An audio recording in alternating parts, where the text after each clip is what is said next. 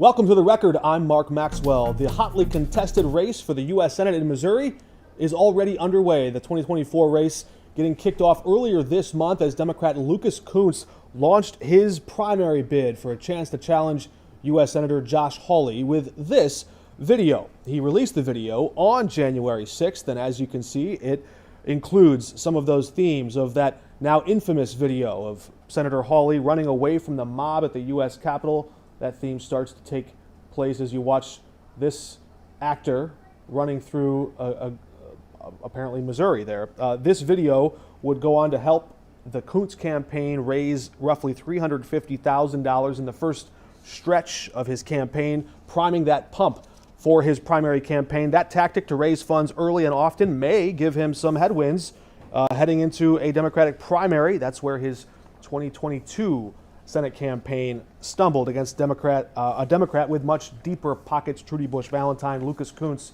is on the record now, joining us in studio there with that first look at your ad. An effective ad, it seemed. Yeah, it was really good. I mean, we launched on January 6th because we feel that's the day Josh Hawley showed everybody just what a fraud and a coward he is, right? And that he only cares about power for himself. Now, you've been sort of a prolific fundraiser so far. Are videos like that just the trick of the trade? You've got to find a way to get the public's attention, not just in Missouri, but across the country? I think the thing that we found most persuasive with people is just the way that everyday Missourians and everyday Americans really want to take back power from politicians who they feel like have been betraying them and making decisions, based on power for themselves rather than on their constituents. And so, again, this was a good day to launch just because that's the day Josh Hawley, when he thought it was going to get him some power, is out there pumping his right fist, inciting a crowd. And then the second things get real, he's running out the back door as fast as he can. We're going to hear from Senator Hawley in just a moment about some of the actions that are taking place on Capitol Hill as the new Congress gets settled in. And we're going to focus on 2024. But first, if we can, before we do that, this is our first time talking to you since 2022 and the results there. Do you think you could have won that primary race if you had deeper pockets, if you had a bigger pool, or what went wrong for you in the primary? Yeah, I think what we learned was just how hard it is for an everyday Missourian to win an election for something like the United States Senate, right? The paths to the Senate go through having a big family fortune, political connections. Josh Hawley's dad was the president of a bank. I didn't have any of that. I grew up in a working class neighborhood where we went bankrupt from medical bills, and then I joined the Marine Corps and deployed to Iraq and Afghanistan, spent 13 years there. And so what we did by the end of that campaign was we figured out how an everyday person can run, how we can raise money. We had a record-breaking grassroots fundraising movement by the end. And this campaign, we don't lose any of that. All those investments, all the people who were there last time are coming along again. It's why we're breaking records the first week, and it gives us a good shot going forward. All right, on Capitol Hill, Senator Josh Hawley's proposal to ban TikTok on all government devices is now federal law. He had advocated for that some weeks ago before Congress let out at the end of last year. He's hoping to parlay that push into a nationwide ban on TikTok on all devices, public and private. Senator Josh Hawley is now on the record. Hello, Mark. Senator, last time we spoke, or one of the last times we spoke in the last Congress, you were talking about the Republican need to build a broader base of popularity with voters, perhaps younger voters, and now you're pushing to ban TikTok nationwide. Do you think that's going to sit well with the youths? Well, I think it's going to sit well with their privacy and protecting their security, which is the most important thing, Mark. Listen, I'm the parent of 3 young kids. The problem with TikTok is it is a backdoor for the Chinese Communist government into every person who uses it. There's a recent study done that showed that app, if you've got it on your phone, it's tracking your keystrokes, it's looking at your photos, it's looking at your contact list, it's reading your email, and there's nothing you can do to stop it. And unfortunately, the Biden administration is not forcing the Chinese company that owns it to sell it. And so if that's not going to happen, I'm afraid we're going to have to ban it here in the United States to protect kids. There's also a mental health component about this for kids. But the single most important thing is to protect the security and privacy of Americans, including especially our children. I've read some of the security concerns about the surveillance, the data collection, the tracking on TikTok. It's why it's not on my phone.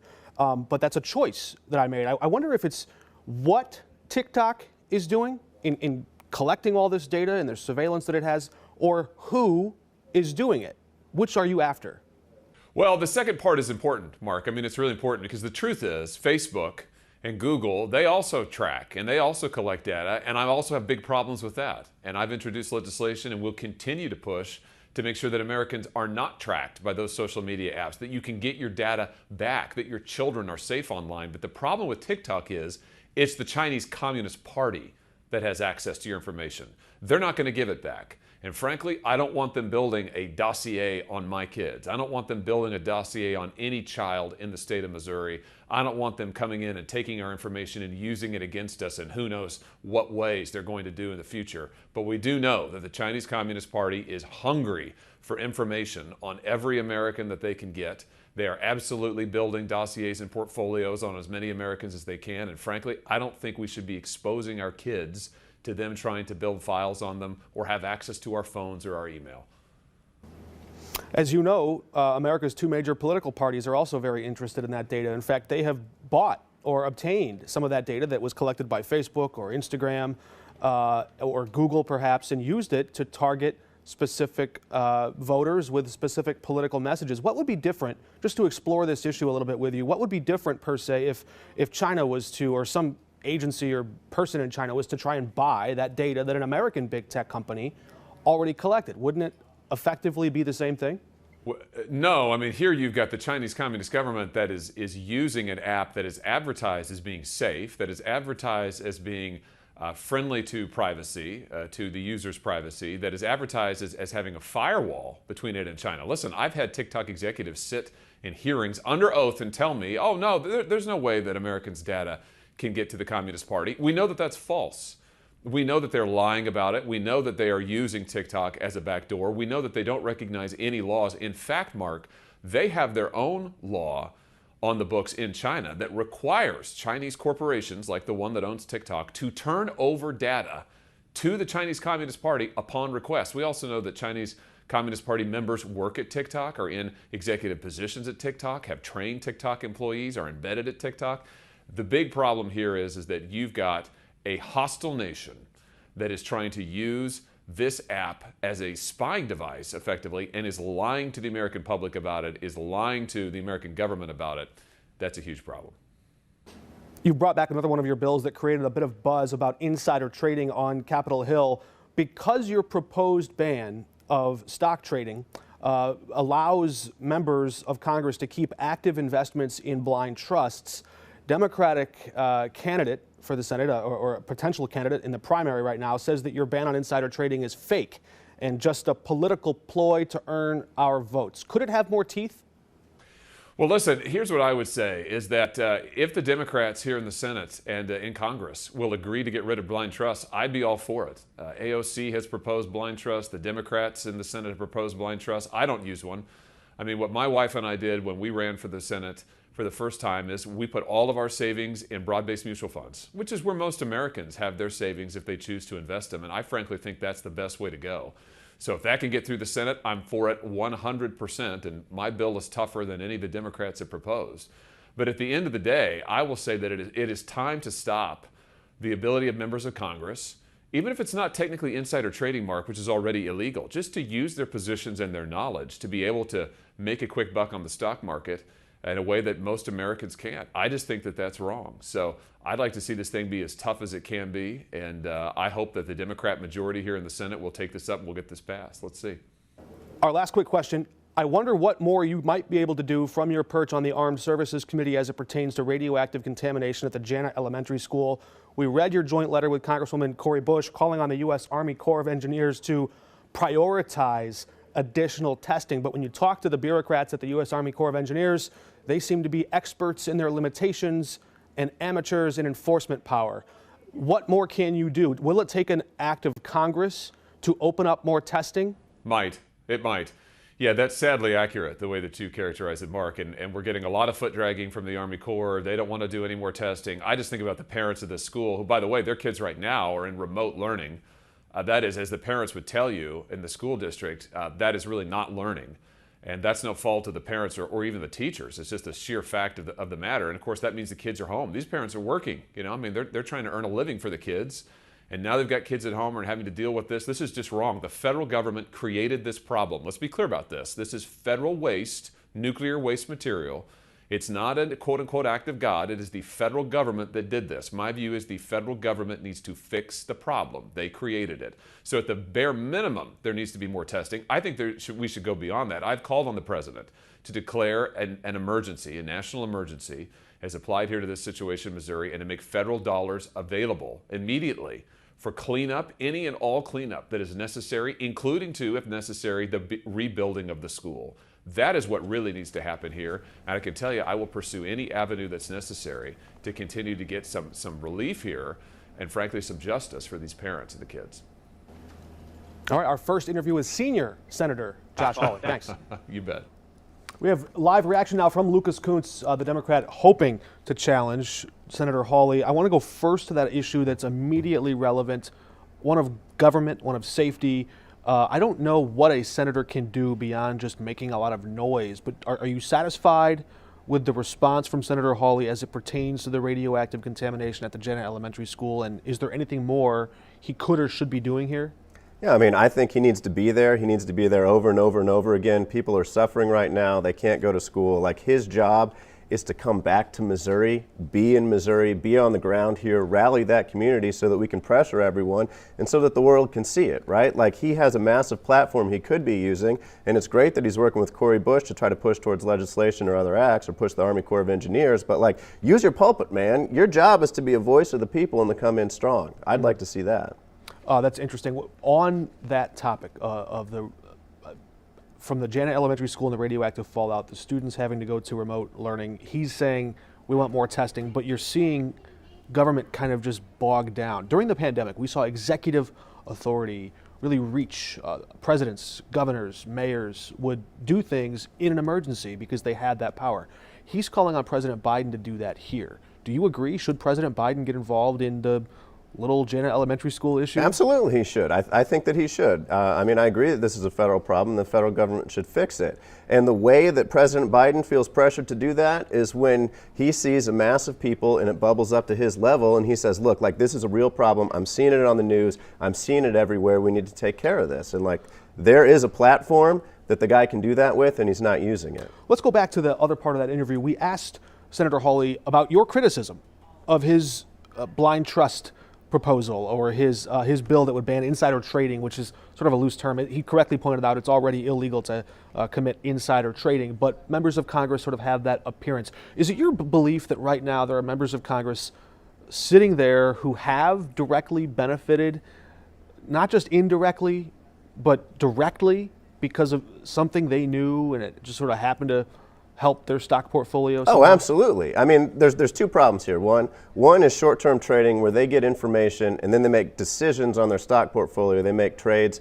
to put themselves into a better position based on the information they get as a member of Congress. And so that's sort of a short-term thing that they can do. And then there's the long-term problem, which is members of Congress who have holds in, fossil fuel companies, big tech companies, et cetera. And they're not making trades on that, but they're making decisions based on their stock portfolio rather than on what's best for their constituents. And so that's why blind trusts are worthless, right? Like, I mean, if you go back in time, you'll see Mitt Romney has a quote where he says, literally, blind trusts are a ruse. You know what's in there, you know what's going on, and you can make decisions based on that. You have to post your investments on a government website for everybody to see. Absolutely. So it's blind in so much as you're just not clicking on it. You can look at it. But you're still making decisions. Like, if you own, a fossil fuel company in there, or you own a big, $1 million in big tech stock, you got that. And when the big tech executives are in front of you, are you grilling them less? Are you going easier on them? Are you refusing to enforce antitrust laws against them or write new ones? Mm-hmm. Of course you are. You have a personal conflict of interest. And look, I hear these people whine all the time. Josh Hawley, he probably doesn't want to put banning blind trusts in there because he doesn't want to offend his rich friends in Congress that are making these trades. He says he would do it. You don't take him at his word? Of course not. I mean, the guy can do it. Why didn't he put that in his bill? He named his bill. He says, if Democrats would do that, you really think he's trying to get Democrats on board when he's naming it like the Nancy Pelosi Stock Banning Act? Of course he's not, right? It's a political move where he's trying to have his cake and eat it too. He should propose real bans and he should propose real penalties. There's no real penalties in that. Like, if you or I did insider trading, we would go to jail. Martha Stewart, jail, right? Should be the exact same for members of Congress. Put it in there. All right, let's talk politics a little bit. You're running in Missouri. Donald Trump won Missouri by 15 points in 2020. In 2022, Eric Schmidt won that race by 13 points. When you look across the country, all of the pundits and the analysts who do this stuff for a living, the nerds, they get out their calculators and they say, oh, Missouri's a lost cause. That's going to the Republicans. Democrats can't win there. And they go on, look at the rest of the map, and they say it's a bad map for Democrats in 2024 as the numbers shake out. How can you run up that uphill climb and win in a state where Republicans have a pretty good stronghold? Yeah, I mean, I'm not worried about the pundits, right? Like, what I'm worried about, the reason I did my last campaign and the reason I'm doing this one is because people like Josh Hawley are making decisions for their own power, and they're not helping out everyday Missourians. I grew up in Jefferson City in a working class neighborhood where my family went bankrupt from medical bills, and like, I've seen the way everyday Missourians take care of each other, right? They brought food by our house, they passed the plate at church for us, they really took care of us. And I believe that everyday Missourians have been trying to claw back power against people like Josh Hawley over and over again. I mean, you mentioned some numbers. Let's talk about ballot initiatives, right?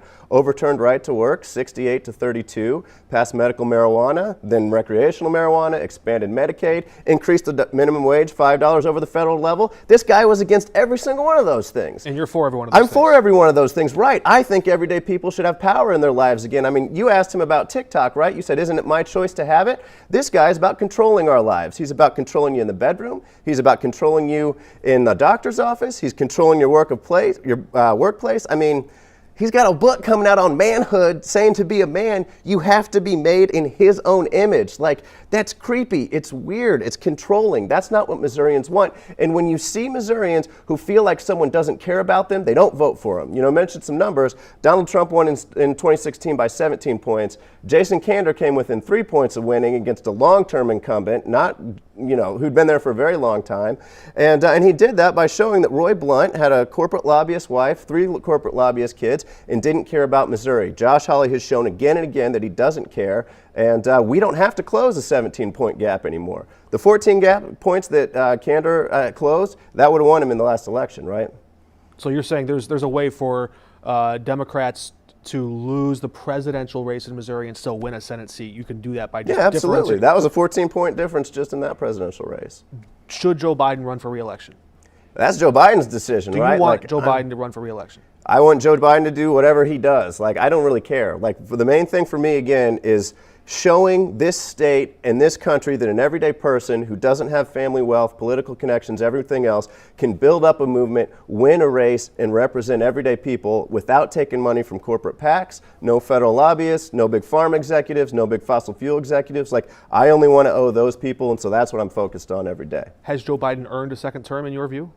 I think he's done some things right. He's done other things, that I would question. I think the American people should decide that. Like, just like I want the people of Missouri to decide the race that I'm running. What was your reaction to the discovery of classified documents in his possession? It's bad. Like, look, I worked at Marine Special Operations Command, and I oversaw hundreds of investigations, including many investigations into classified document spillage. Like, this is something that I did. I'm not going to put judgment on any of the multiple people right now. What is it? Trump, Pence, Biden. I'm sure there will be more because as someone who oversaw investigations. The ghost of Richard Nixon? Yeah, right, the ghost of Richard Nixon. As someone who's been a part of these investigations, like, it's not right to judge them before they come out. Eventually we'll have that, but like, it doesn't look good right now. And I can tell you right now, when a corporal or a major or someone, at my level in the United States Marine Corps took classified information home and got busted, there was real accountability, and I think there should be accountability for anybody who does that, no matter how high you're up. I don't want to spend too much time on this, but just because you have some experience in this field, help our audience understand the different gradations, the level of class. You hear classified, you think, oh my goodness, is it nuclear secrets? Does the government overclassify, you think, too many documents that might be mundane in nature but still fall into that classified category? Or how should we understand the real scandal of this? So that's why I don't think we should judge it until it comes out, right? Because, there are plenty of things that are overclassified. I mean, if I'm on my secret computer, I'm going through an email and I write an email to my friend Joe, let's go get lunch, and the pop-up comes up, maybe I'm just clicking secret because, like,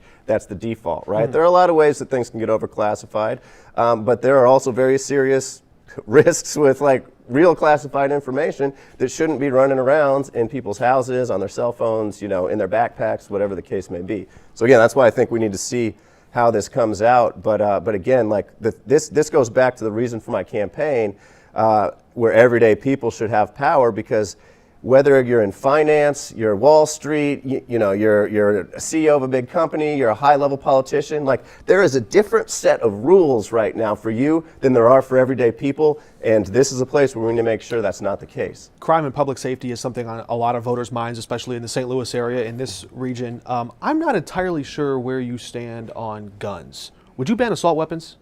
So what I want to do is, I think what's crazy that we haven't done is, basically every Missourian and every American agrees that there need to be like real red flag protections, stronger background checks, maybe an age limit or some sort of training that goes along with it. And I just don't understand how we haven't gotten there. Like that's the basics. You don't even need to get into anything else. Like how have we not passed the basics? And people ask me all the time, should there be, well, what about like an age limit? That sounds crazy. Like how could you put an age limit? And what I say back is, I was in the Marine Corps. If anyone knows about giving assault weapons to like young kids, 18-year-olds, it's the United States Marine Corps. And I can tell you right now, we don't just find a kid on the street and say, hey, you want to be a Marine? Here's your assault rifle and your ammunition, right? We do a real background check on them. We check references for them. Mm-hmm. We bring them into the Marine Corps. We observe them for a little while. And then when they first get the weapon and ammunition, it's under, observation and training. And even when they're out, like they don't get the weapon in their barracks room. And as we've seen in some of these tragic instances, not every parent is as dutiful or as careful in training their kids how to be around those dangerous weapons that the Marines have been, or that maybe your experience was. So there are instances where teens have these types of weapons. Let me ask you this question. The federal law, since for almost 100 years now, has already outlawed private citizens to own a Tommy gun or a fully automatic gun. Are there any other guns that you would add to that list? I mean, really, like what I'm focused on now is just the bare basics of what everybody wants. Sounds like a no. Yeah, I mean, I'm not like for or against that. I really want to do what studies have shown works. I mean, if you look at the last couple of attacks, right? Mm-hmm. These are all handguns. I mean, it's been handguns. You can do just as much damage with that. Illinois just banned a number of handguns that qualify under their definition as assault weapons. Yeah, that's curious. And I don't know if those are the same as the ones used here, but I think that if we do real background checks, we do the red flag protections, and we get training and age stuff put in there, I think that that's shown that it has an effect, and I want to do that. My last question on this topic, I want to drill down on this. Would you set a capacity limit for magazines at the federal level? I don't know what it would be. I don't think it should be unlimited, so I'd have to think more about what a number would look like, but I don't think that that's maybe unreasonable. 10 on a long gun, 15 on a handgun. That was, again, this is an example just passed in Illinois and in 9 or 8 other states across the country. Blue states are taking this action. Should the federal government? I mean, it'd be something I would look at. You'd look at it, okay. Mm-hmm. And I imagine that might be looked at in the course of a Democratic primary. Yeah. It's an interesting time in Congress right now because you have Republicans in control of the House, Democrats in control of the Senate, and a Democrat, of course, in the White House. There's been some optimism renewed around this idea that maybe with that sort of divided Congress, they might take action on immigration. What if they can pull that off? Maybe, I don't know if you'd put yourself in the cynical category of them actually taking action on this issue of immigration, but if they did, what specific action should it be? What vote would you be prepared to take in Congress on the issue of the southern border? Yeah, I mean, I think I take a very cynical position on this, right? It's been a political football, and so for me, as a Marine who understands security, I used to do counterproliferation actually for nuclear weapons, and so we would see the way that weapons would transit around the country. So or around internationally, and then. Are you breaking news? There's nuclear weapons transiting around. They're dual-use components, and okay. So if you want to make a nuclear, chemical, biological, so when we talk about weapons of mass destruction, there are components that go into all different types, right? So it's nuclear, chemical, biological. Sure. And a lot of those, and a lot of those are dual-use goods. Like even carbon fiber could be used to make missiles, and if you use it right. And so a lot of dual-use goods that we see transiting all over, and so one of the things that we really we looked at was border security, and so for me, I think it's absolutely critical that we have a secure border and we make sure that type of stuff doesn't come across. So how do you get that done? Yeah, and so we fund the programs that secure the border. We make sure we put resources towards that. But then on the flip side, like there are people that grew up here, that have paid taxes here, that are participating in our economy and make us stronger as a country. And we need to make sure that those people are protected, that they stay here, that they help us out, and that they, as citizens? they do make, yeah, as citizens. It's so that they make us stronger, or that they have a pathway to citizenship, but we don't just like boot them. Like, this is real talent. We need talent in our country. And so I want to make sure that we take care of them, and at the same time, we don't forget people in our country who are being left behind, right? Like, I don't want to replace anybody. We need to invest in apprenticeship programs, labor, trade union programs and things like that, so that everybody gets lifted up. Like, the real wedge issue here is it's not like it's people feeling like they're getting left behind, right? That's the real wedge here. That's the wedge that people want to use on immigration and several other things. And so what we need to do is we need to invest to make sure that nobody's getting left behind. We have that ability. You used an interesting phrase. You said, I don't want to replace anyone. Yes. I'm sure you're familiar with some of the rhetoric around this topic on the national level. There have been some Republicans accused of dabbling with or flirting with, using dog whistles around this replacement theory. Even Tucker Carlson discusses this on Fox News. And it gets to the nativist core of white versus other. Are you sensitive to that? How do you talk to voters about that issue? Does immigration come up, and how do you engage voters with this sort of dangerous version of politics? So what I think you see is, one of the things that I'm very focused on is having a competitive economy again. So a competitive economy where you don't have a couple of monopolists running everything. You don't have Smithfield and JBS as the two big pork producers in the entire country. You don't have just basically what we have right now is the most consolidated economy we've ever had. We have monopolists running everything. They buy off members of Congress to do their bidding, and they consolidate the economy even more. I saw this when I was at the Pentagon. I worked, in my last year there, I worked in procurement at an organization called the Defense Innovation Unit, and we tried to bring tech in from small businesses. We tried to bring commercial tech in. We tried to get venture capitalists to fund it. The big guys are too big. And the big guys are too big. They cut them all out, or they'd come buy these people out and shelve their product, and we would miss out on that good product because it's easier for the big guy to just vertically foreclose them and kick them out. And so I think that what you're seeing here is big companies squeezing everybody out, squeezing out small businesses, making it harder for workers, and shipping our jobs overseas. And then you see the people that they fund, these big businesses are funding in large part a lot of Republicans, and then they come in and they blame, immigrants, they blame whatever they can blame. That's not the fact that the folks who are replacing us are the massive corporations. They're the ones who are taking us from having the ability to compete, to have a place in our economy, and pushing us to the side. And so what we need is real antitrust law. We need to break these companies up. We need to have more competition in the economy and just a place for everybody, which is certainly possible if people are willing to do it. Okay, so for anyone in our audience who wants to follow you down that trail, that idea of real antitrust law, put some definition on that. What does it actually look like? What does a company do to be so big? And that you, Senator Kuntz, one day comes in and say, we're going to break you up. What is it that they have to do to cross that tripwire? Well, it's crazy. Like back in Republican administration, Eisenhower administration, they would go after a company that had 15% of market share. They would say, that's a dominant market share. We're going to go after you because that's bad for competition.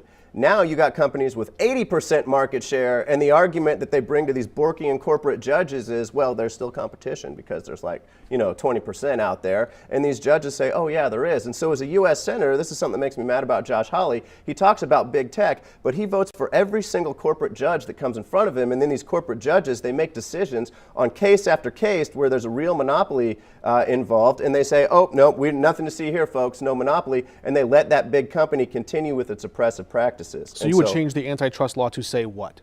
Yeah, so there are several things you could do. I would say that this is getting real techie, but you would say that if you have over a certain threshold, let's say it's 40%, then market dominance is presumed, and you have to prove otherwise, right? And so right now what we use is a consumer efficiency standard where we're like, well, if it's more efficient for the companies to merge, then that will be good for the consumer because it could lower prices, which it doesn't. When companies merge, prices on average go up 17%. But they just fluff around with this law because it's not strong. And so I would rewrite the Sherman Antitrust Act, and so that you have sort of that. I would ban non-compete agreements, which the FTC is moving towards right now. They're looking at that, yeah. Right. There are a lot of things that we can do in this realm, but we just don't do it because we have a judiciary that comes from corporate elite law firms like the one Josh Hawley joined when he left law school. Fascinating. I see some similar threads, and just pointing it out. Senator Hawley will go after, with his rhetoric, big tech companies, and he'll say some of the same things. It sounds like you and he are reading from the same playbook, just maybe taking it in different directions a little bit, at least about the temperature of where Missouri voters are. Well, so what Hawley says is, he's like, well, I'm against big tech because they censor the right. That's not true, first of all. And second of all, like, that's not the reason to be against them. We should be against them because they're destroying American competitiveness. They're destroying local journalism. I mean, we're in a local journalism facility right now. Like, so many have been shuttered across the country, and this is both print and other types of media, because of the oppressiveness of Google and Facebook, who, by the way, have 80% market share in online advertising, right? Like, that's oppressive. They should be broken up and not allowed to sort of have that grip on our economy and pick winners and losers. Like, I don't want, people say, oh, the government shouldn't pick winners and losers. No, I don't want the government picking winners and losers either, and especially don't want Facebook and Google picking winners and losers. Like, let's break them up and have a competitive economy again. Again, he doesn't do that. He votes for corporate judges on whatever ideology he believes in, who then go on and support these monopolists. There's a big sugar case recently where there's a massive dominant sugar merger that he let go through, that one of his pet judges, he let go through. And it's just, you got to walk the walk, not just talk the talk. All right, if you heard this interview, you might have thought that Lucas Kunce was already in a general election matchup. He's still got to clear that hurdle of the Democratic primary in 2024. And we'll wait and see what that field looks like. We look forward to covering that race as it unfolds. And thank you for joining us here on The Record. Yeah, thanks for having me. It's good. We're back next week. See you then.